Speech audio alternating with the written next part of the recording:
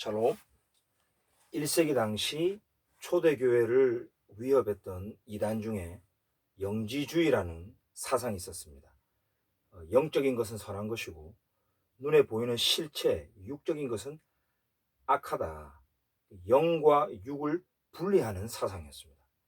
그러나 우리 기독교의 뿌리라고 할 수 있는 유대교, 즉 이 구약 성경에서 말하는 것은 영과 육은 분리됐지만 하나입니다. 항상 함께 갑니다. 하나님의 나라도 마찬가지죠. 보이지 않는 영적인 나라만 하나님의 나라가 아닙니다. 눈에 보이는 땅과 실제 현장이 하나님의 나라입니다. 그래서 우리는 하나님의 나라를 이스라엘이라고 구약 성경은 계속 얘기했습니다. 왜냐하면 하나님께서 하늘의 보좌를 두시고 그의 공의와 사랑으로 그의 말씀으로 기름 부음 받은 자를 통해서 구체적으로 통치했던 땅이, 그 백성이 바로 이스라엘이기 때문입니다. 우리 예수님 당시 하나님의 나라를 조금 비밀리에 감추어 두셨던 복음서의 사건들이 많이 있죠. 누가복음 17장 20절에서 37절 말씀을 보면 하나님의 나라와 이스라엘이 아무런 관계가 없는 것처럼 예수님께서 말한 것처럼 보이죠. 그러나 그렇지 않습니다.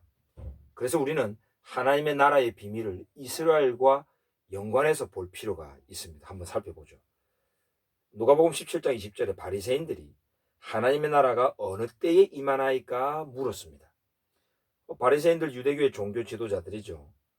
하나님의 그 통치하는 땅, 저 이스라엘에 언제 하나님의 완전한 통치의 나라가 임합니까? 지금은 로마라고 하는 저 제국이 우리를 식민지 삼고 통치하고 있는데 언제 다윗 왕국과 같은 그런 하나님의 나라 언제 임하는 겁니까? 물어본 거죠. 예수님께서 말하죠. 하나님의 나라는 볼 수 있게 임하는 것이 아니요 또 여기 있다 저기 있다고도 못하리니 하나님의 나라는 너희 안에 있느니라. 자, 우리 예수님이 지금 동문서답을 하고 있죠. 바리새인들은 어느 때에 임합니까? 즉 하나님의 그 왕국이 이스라엘에 언제 온전히 실현되고 회복이 됩니까? 때를 물었는데 우리 예수님은 때를 말하지 않고 장소를 얘기합니다. 그리고 임하는 방식에 대해서 말합니다. 답을 살짝 피하는 거죠. 비밀리에 하나님 나라를 숨기는 겁니다. 자, 볼 수 있게 임하는 것이 아니요. 이 말은 임할 때 볼 수 있게 임하는 게 아니라는 겁니다. 하나님의 나라가 뭔가 임하는 그런 어떤 과정이나 어떤 공기의 흐름이나 어떤 뭔가 이렇게 쇼 하나님의 나라가 저쪽에서부터 저쪽으로 뭐 이런 형태가 아니라는 것이죠.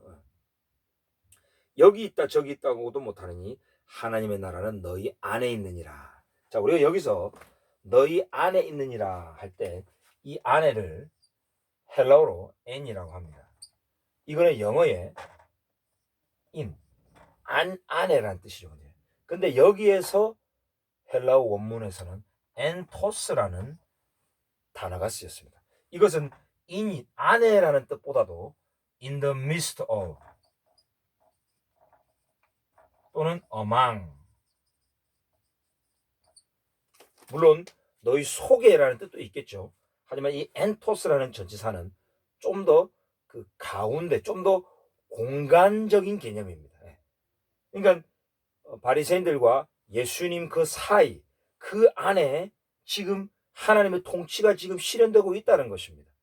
바리새인들과의 이 대화를 통해서 이 복음서라고 하는 진리의 말씀이 기록될 수 있도록 하나님은 지금 당신의 아들의 말과 또 저 바리새인들의 이 질문을 통해서 지금 통치하고 다스리고 있는 겁니다. 하나님의 말씀을 이루기 위해서 하나님은 저 이스라엘 땅 2000년 전 우리 예수님이 계셨던 저곳의 통치가 이미 임하고 있었던 것입니다.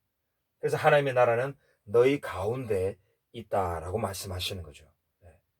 그러니까 우리는 보통 하나님의 나라를 죽어서 가는 천국, 영적인 나라로만 생각하면 안 됩니다. 바로 저 공간적인 개념으로도 하나님 말씀하셨다는 거죠. 자, 그러면 어느 때에 임합니까? 라고 바리새인들이 물었는데 여기에 대한 대답은 제자들에게 싹 계시를 해 주십니다. 유대인 랍비들의 특징이죠. 어떤 비밀과 어떤 지혜의 어떤 소드, 그 비밀의 말씀은 수제자들에게, 제자들에게 조용히 전수해주는 경향이 있습니다. 자, 제자들에게 이르시되 인자의 날 하루를 보고자 하되 보지 못하리라.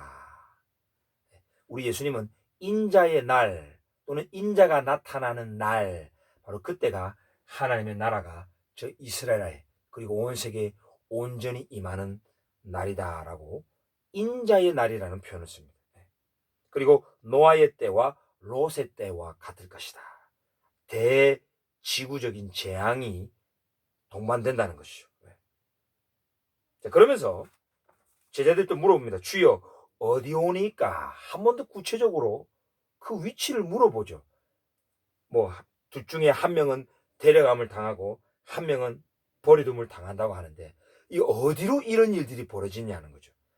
어디로 정말 하나님의 나라가 구체적으로 임하는지 물어본 것입니다.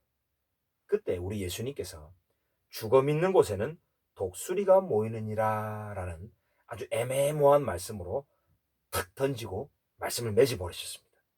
비밀리에 하나님의 나라가 어디로 임하는지 지금 숨기고 계신 것이죠.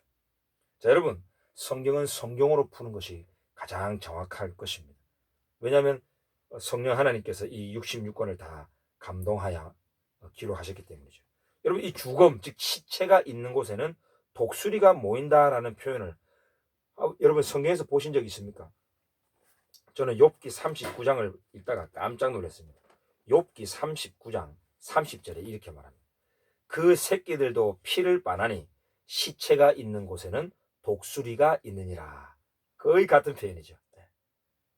지혜 문학인 욥기도 하나님의 지혜와 비밀을 숨겨둔 메시지들이 있는 겁니다. 어쩌면 우리 예수님께서 지금 이 말씀을 염두에 두고 시체가 있는 곳에, 죽음이 있는 곳에는 독수리가 모인다라고 했는지 모르겠습니다. 자, 여러분, 이 욥기는 39장은 지금 하나님께서 욥에게 이 하나님의 창조의 지혜를 말씀하고 있는데요. 27절에 보면 독수리가 공중에 떠서 높은 곳에 보금자리를 만드는 것이 어찌 네 명령을 따름이냐. 즉 독수리가 아주 높은 곳에 보금자리를 탁 튼다는 것입니다. 그리고 낭떠러지의 집을 지으며 뾰족한 바위 끝이나 험준한 데 살면서 거기서 먹이를 살피나니 그 눈이 멀리 보며 그 새끼들도 피를 빠나니 시체가 있는 곳에는 독수리가 있느니라 그랬습니다. 자, 여러분, 저는 이 말씀을 보면서 예루살렘이 생각났습니다. 왜냐하면 이 독수리가 공중 높은 곳에 보금자리를 튼대요. 스가랴 14장 10절에 보면 이 마지막 날에 여호와께서 천하의 왕이 되시고 큰 지각 변동이 있으면서 이 예루살렘이 아주 높아진다라고 말합니다. 나머지 땅은 아라바 땅같이 되고 예루살렘은 높이 솟아올라 독수리의 높은 보금자리와 같이 그렇게 예루살렘은 높이 들릴 것이다라고 말합니다. 마지막 날에 저 예루살렘이 천년왕국의 수도로서 새 예루살렘이 될 때 그런 모습이라는 거죠. 그리고 새끼들이 거기서 피를 빤대요. 와우. 여러분, 바로 예수 그리스도의 그 십자가의 보혈로 인하여서 죄사함 받은 하나님의 모든 언약 백성들, 그죠? 이스라엘과 교회, 이 모든 하나님의 언약 백성들은 그들의 메시아의 은혜로, 메시아의 그 보혈과, 그죠? 그 살과 피를 마시면서 구속받아 그 보금자리에 영원히 거주하게 된다고 말씀하시죠.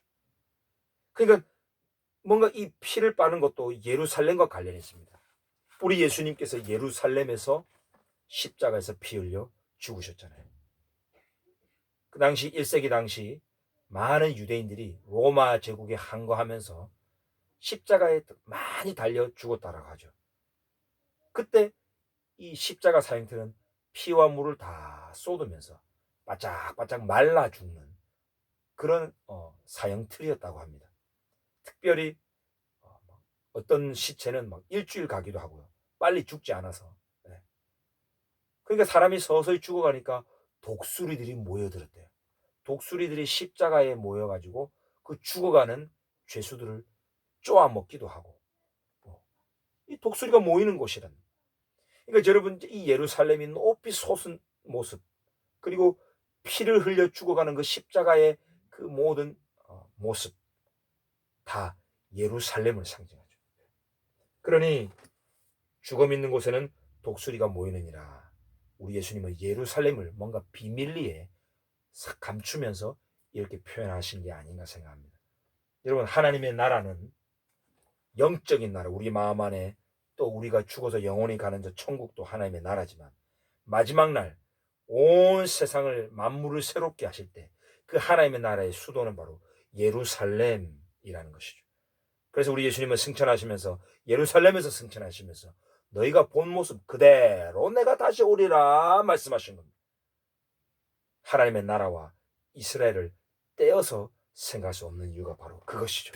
그래서 우리는 예루살렘의 평강을 위하여 기도하라. 예루살렘을 사랑하는 자는 형통하리로다 라고 시편 120편에서 말씀하시는 거죠.